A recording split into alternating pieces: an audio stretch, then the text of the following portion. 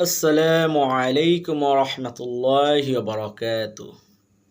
সম্মানিত দিনী ভাই ও বোনেরা, আজকে আমি পবিত্র কোরআনের সবচেয়ে গুরুত্বপূর্ণ আয়াত সূরাতুল বাকারার 255 নম্বর আয়াত আয়াতুল কুরসি নিয়ে কিছু কথা বলবো ইনশাআল্লাহ।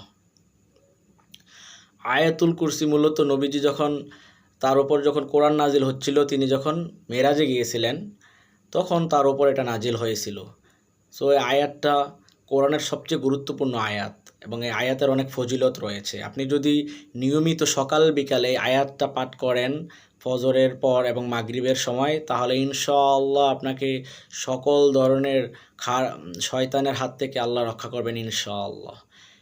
এই আয়াতের অনেক ফজিলত আছে। এর মধ্যে সবচেয়ে বড় ফজিলত যেটা মহান, যদি কেউ প্রত্যেক ফরজ সালাতের পর নিয়মিত এই আয়াতুল কুরসি পাঠ করে, তাহলে সে জান্নাতে যেতে পারছে না, কারণ সে মৃত্যুবরণ করছে না। মানে কথা বুঝতে পারছেন?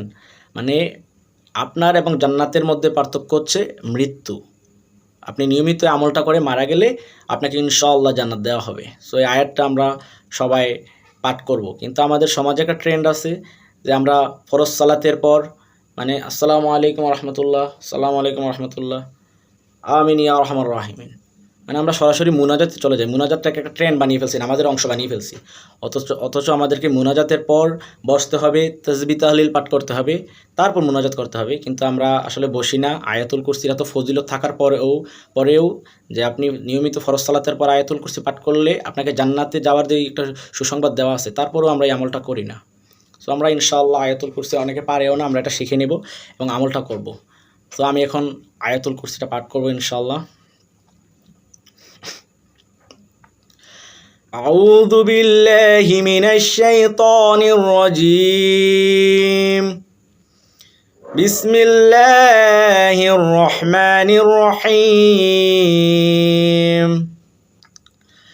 الله لا إله إلا هو الحي القيوم لا تأخذه سنة ولا نوم له ما في السماوات وما في الأرض من ذا الذي يشفع عنده إلا بإذنه يعلم ما بين أيديهم وما خلفهم ولا يحيطون بشيء من علمه إلا بما شاء وسع كرسيه السماوات والأرض ولا يعوده حفظهما وهو العلي العظيم.